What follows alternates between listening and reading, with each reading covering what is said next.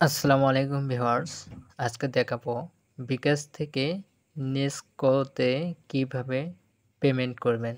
So আমরা অনেকেই দোকানে দোকানে যাই বিল পেমেন্ট করার জন্য। আর দোকানে যেতে হবে না। আপনাদের হাতে থাকা ফোন দিয়ে আপনারা সুন্দরভাবে বিকাশে পেমেন্ট করতে পারবেন। তো প্রথমে আমাদেরকে বিকাশ অ্যাপে যেতে হবে। আমরা বিকাশ অ্যাপে প্রবেশ করব। বিকাশের পিনটা দিয়ে নেব। দিয়ে নেওয়ার পরে আমাদের পুরো ইন্টারফেসটা চলে আসবে একটু লোড নেওয়ার পরে। তারপরে পে বিল যে অপশনটা দেখতে পাচ্ছি আমরা, এই যে পে বিল, এখানে ক্লিক করব। পে বিলে ক্লিক করার পরে দেখেন আমি অনেকবার বিকাশ থেকে পেমেন্ট করছে, ওই জন্য আমার এখানে সেভ আছে। তো যারা নতুন কিভাবে দেবেন তাদের জন্য বিদ্যুতে যেতে হবে। আমরা যদি বিদ্যুৎ বিল দিতে চাই তাহলে বিদ্যুৎ, আমরা যদি গ্যাস বিল তাহলে গ্যাসে, আর যদি ইন্টারনেটে দিতে চাই তাহলে ইন্টারনেট বিল। তো আমাদেরকে আমরা বিদ্যুৎ বিল দেব নেস্কো। তো এখানে ক্লিক করব। ক্লিক করার পরে দেখবেন আমাদের যে বিদ্যুৎ সম্পর্কে যতগুলো অফিস আছে সবগুলো তথ্য এখানে চলে আসবে। তো আমরা নেস্কো মিটারের জন্য বিদ্যুৎ বিলটা পে করব। তো আমাদেরকে একটু নিচে স্ক্রল করতে হবে। আপনারা দেখতে পারবেন নেস্কো প্রিপেইড আর নেস্কো প্রিপেইড করব যেহেতু, তো আমাদেরকে নেস্কো প্রিপেইড অপশনে ক্লিক করতে হবে। ক্লিক করার পরে এখানে দেখবেন কাস্টমার নাম্বার দিন। এখানে কাস্টমার নাম্বার বোঝাচ্ছে আপনার যে মিটার আছে ওই মিটারের নাম্বারটা এখানে দিতে হবে। ভুল করে এখানে ফোন নাম্বার যেন দেন না। তো আমরা মিটার নাম্বারটা দেব 83016646। আচ্ছা, তারপরে চাইছে কন্ট্যাক্ট নাম্বার দিন। তো আমরা আমাদের ফোনের কন্ট্যাক্ট নাম্বার দেব, বা এখানে যে কোনো ফোন নম্বর দিলেই হবে। ওই ফোন নম্বরে মিটার টোকেনটা যাবে, ওই টোকেনটা মিটারে প্লেস করতে হবে। তো আমাদের সচল একটা ফোন নম্বর দেব।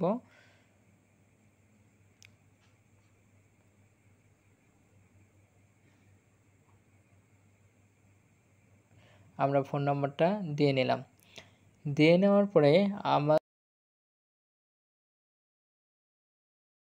আমরা মিটারে যত টাকা তুলবো আর কি, সেটা আমাদেরকে এখানে টাইপ করে লিখতে হবে। তো আমি তুলতে চাচ্ছি 300 টাকা। আমি দেওয়ার পরে তীর বাটনে ক্লিক করব। আচ্ছা, তীরে ক্লিক করার পরে আমাদের যে ইন্টারফেসটা চলে আসবে, তো অ্যাকাউন্টের নাম মানে মিটারটা যে ব্যক্তির নামে আছে সে ব্যক্তির নাম দেখাবে, বা এখানে কোনো মিটার নাম্বারটা কাস্টমার নাম্বারটা যদি ভুল দেন তাহলে অন্যজনের অ্যাড্রেসগুলো চলে আসবে এখানে। তো আমরা দেওয়ার সময় এখানে চেক করবো বা ঠিক করে সব ঠিকঠাক আছে কিনা। তো আমরা অ্যাকাউন্টের নাম বাবলু মিয়া, সব কিছু ঠিকঠাক আছে। এখানে আপনাদের কত পার্সেন্ট কী নিবে, ভ্যাট বুট সহ সব সর্বমোট যা থাকবে সব দেখাচ্ছে। তো এখন আমরা ক্লিক করব পরের ধাপে যেতে, ট্যাপ করুন, এখানে ক্লিক করব। ক্লিক করার পরে আমাদের টাকার পরিমাণটা দেখাচ্ছে, আর চার্জ প্রযোজ্য নয়, মানে আমাদের এটার জন্য কোনো চার্জ নিচ্ছে না, আর সর্বমোট অ্যামাউন্ট সেটা দেখাচ্ছে। তো আমাদেরকে এখন পিন নাম্বারটা দিতে হবে। তো আমি পিন নাম্বারটা দিয়ে নেব। পিন নাম্বারটা কনফার্ম করুন। আচ্ছা, পিন নাম্বারটা কনফার্ম করার পরে পে বিল করতে ট্যাপ করে ধরে রাখুন। এখানে যদি আমি ট্যাপ করে রাখি বা হোল্ড করি তাহলে আমাদের পেমেন্টটা কিন্তু হয়ে যাবে। তো আমি পেমেন্টটা দিয়ে নেব। আচ্ছা, পেমেন্টটা দেওয়ার পরে আমার অ্যাকাউন্ট থেকে ব্যালেন্সটা কেটে নিয়েছে। তো তারপরে পরবর্তীতে ক্লিক করব। এই যে পরবর্তীতে ক্লিক করব। পরবর্তীতে ক্লিক করার পরে আমরা যদি চাই এই মিটার নাম্বারটা সেভ করে রাখতে, তো আমরা এখানে সেভ করে নিতে পারবো।